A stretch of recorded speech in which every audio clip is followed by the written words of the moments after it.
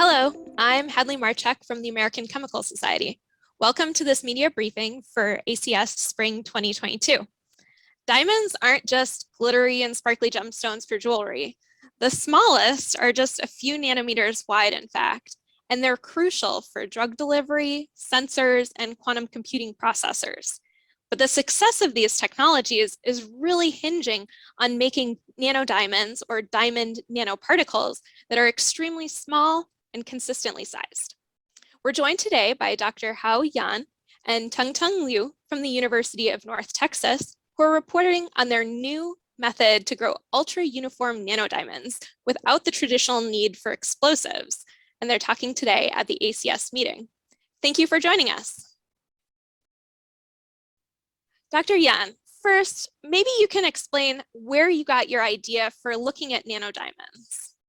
Sure. So I've been working with diamond-related materials for quite some time, and we, as well as many others in this community, start to realize that when you make these diamonds extremely small and uniform, a lot of new properties arise, and that really enables them to be used for the applications that you have just mentioned.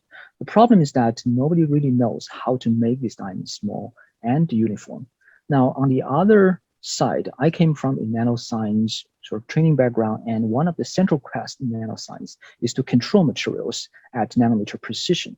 Now, this has been done elegantly for extremely complicated materials, but for something as simple chemically and structurally as diamond, this turned out to be surprisingly difficult. So we decided to take up this challenge and address this from a fundamental chemistry and material science perspective in trying to control diamond synthesis beyond what is conventionally done, i.e. Controlled explosion. And that's where we kind of tried into this field. So maybe you could explain very briefly what a controlled explosion is and what that would look like to someone in the public. Sure.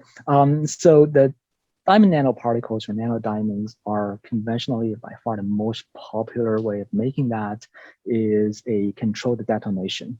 The way you do that is you take some explosives like TNT, you put it in a stainless steel vessel, seal it, and ignite it. That instant explosion generates a high pressure and high temperature condition that converts some of the carbon in the detonates into diamond. Now you can imagine this is an extremely violent and uncontrolled process. It also means that a lot of the things that you don't want in a diamond but are present in these explosives end up in the diamond. So you have a lot of uncontrolled defects and impurities. So in general, what you end up getting is more like a pile of soot than the diamond that you'd imagine. And that really says a lot about the defects and impurities in these materials. So from a chemist's perspective, we would like to develop a method that's a lot more controllable than this. Well, great. Based on that motivation then, Tengteng, what did you find out in your research? We learned the chemistry the nature uses to form diamond, which utilize the redox reaction between iron carbide and the iron oxide matrix. We believe that if we can control the size of the iron carbide, and we will be able to make nanodiamonds with uniform size control. Great. And when we talked before, you'd sort of explained it like a chocolate chip cookie. Which between the iron oxide and the iron carbide would be the chocolate chip, and which would be the cookie dough? I think the iron carbide nanoparticles would be the chocolate chips, and the iron oxide matrix would be the cookie dough. Okay. And so when you put these two together, how did you end up with a nanodiamond? Well, after we get this nanostructured carbon precursor, which is a cookie dough, I placed the dough in the high temperature, high pressure environment, and this is done at advanced light source beamline 12.2 2.2. And after we finish this high pressure, high temperature reaction, indeed, we see the diamond forms from the iron carbide nanoparticles with uniform sizes, and the size of them are in the range of 2 to 5 nanometers. So what's the significance then of getting all of these really tiny uniform nanodiamonds? So one of the things that got us most excited is actually to show that it is indeed possible to control diamond growth. I mean, this is, say, a material that you cannot synthesize in beakers and flasks because it requires high temperature, high pressure, and otherwise far from equilibrium conditions. What we show here is that there's still room for the rational design of chemistry to come in and guide us in the making of these nanomaterials, very useful one with nanometer, even sub-nanometer precision. So that's something that we feel really is the highlight of this work. And do you think that this method would be able to be scaled up to an industrial setting? I think what you've been talking about so far has been on a lab scale, the bench scale, but could this be done in industry? Indeed, yes, and I'm glad you asked this question. So it turns out that the conditions that we use to make these nanodiamonds are not that much different from what the gemstone industry used to make synthetic diamond. The only difference being the chemistry and the precursor we use instead of theirs. So to scale this reaction up, all the infrastructure is really already there. And in fact, we are already in contact with researchers and industrial partners in trying to demonstrate that this method we proposed can really be scaled up to produce gram to even kilogram scales of nanodiamond formation or production with this high uniformity, high crystallinity, and high quality. Great. So what are some of the next steps that you see for this research? All right, so one of the most exciting things that we're going to do next is not so much of creating a perfect diamond, but really try to implement defects in there. It turns out that if you can take out some carbon and put a non-carbon atom such as nitrogen or silicon in there, you create a defect called color center, and these are tremendously useful for quantum technologies, for imaging, and such. So the conventional way of making these color center defects is by a process called ion implantation. This is good at controlling the average density of the defects, but really not so much in counting how many defects you put in, say, a certain volume of diamond.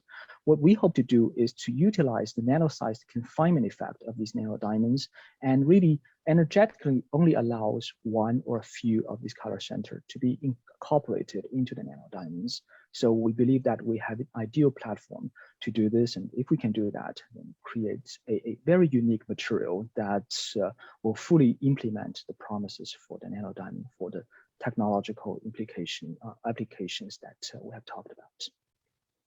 And so these color-centered nanodiamonds, or I think they're sometimes also called fluorescent nanodiamonds for some of their properties. You were talking about single color centers in a nanodiamond. So we're talking about something that's just a few nanometers wide, only having a single carbon atom replaced with another, if I'm correct? Yes, exactly. And that's, I think it's from a fundamental perspective, extremely exciting, challenging thing. Think about, say, controlling a molecular structure where you have maybe 100 atoms, you place on hydrogen here, take off nitrogen there. Those are the techniques really perfected by organic synthesists. When you go to larger scale systems, such as these nanoparticles, we're talking about anywhere between 1,000 to 100,000 atoms. And to control, say, the addition or abstraction of one atom is extremely difficult if you just consider the statistics of such systems. So being able to control and create single atom defects that carry certain functionalities with them in this nanodiamond platform, I think is going to be extremely interesting and important task for us to take on. That sounds really interesting. So are there differences then in the applications for these color-centered nanodiamonds compared to a traditional pure nanodiamond? Yes. Well, the color center, as the name suggests, carries a color.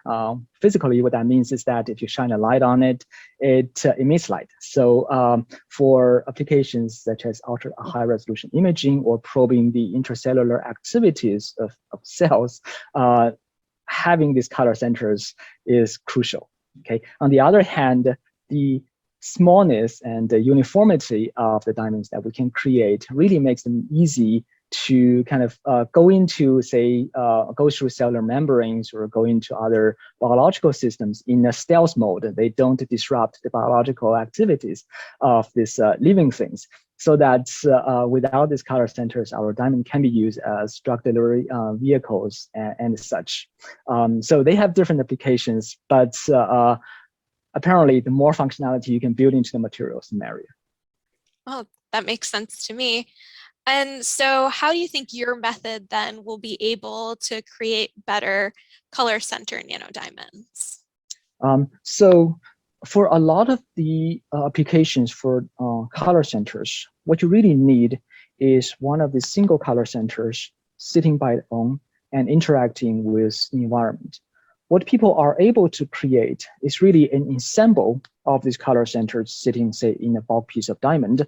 And you have to locate, say, individual ones that are not talking to its neighbors, carve it out, and then use it for different applications. Apparently, this is a very low throughput, high cost, and medium to low success rate, let's put it that way, process. So it's from a chemistry perspective, it would be highly desirable if we can synthetically make these single color center diamonds in a batch, whether it's in a high pressure vessel or other means.